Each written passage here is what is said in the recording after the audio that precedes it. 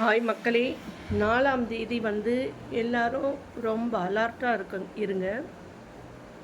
ஏன்னா அணில் குஞ்சுகளோட தலைவனுக்கே மன உளைச்சலுக்கு ஆளாகி என்ன ஆகும்னு தெரியாது.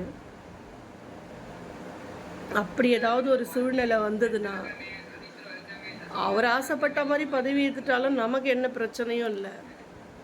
ஆனால் அப்படி நடக்காத பட்சத்தில் அணில் குஞ்சுங்களாம் சேர்ந்து ரொம்ப பிரச்சனை, ஆர்ப்பாட்டம்,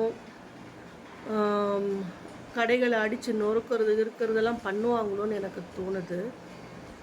நீங்கள் ரொம்ப ரொம்ப ஜாக்கிரதையாக இருக்கணும். விஜய்க்கு சொல்கிறேன், விஜய் ஒரு நல்ல கலைஞன், சரிங்களா, நடிகர்.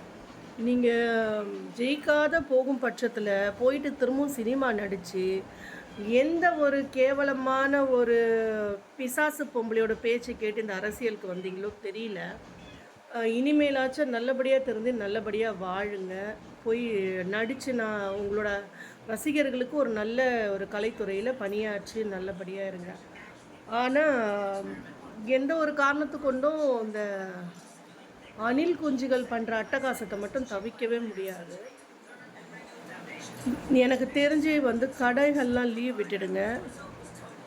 என்னோட ஒரு ஒப்பீனியன் நான் சொல்கிறேன், என் மனசில் பட்டது. வேலைக்கு போகிறவங்கெல்லாம் கொஞ்சம் அன்னைக்கு லீவில் இருந்துருங்க. 11 மணிக்கு மேலே என்ன அட்டகாச அநியாயம் நடக்கும்னு தெரியல. நம்ம தான் நம்ம குழந்தைங்களையும் நம்மளையும் ஜாக்கிரதையாக பார்த்துக்கணும். அணில் குஞ்சை பெற்ற அம்மா அப்பாங்களுக்கு சரியான ஒரு வேதனையான விஷயம்லாம் நடக்கும் அன்னைக்கு.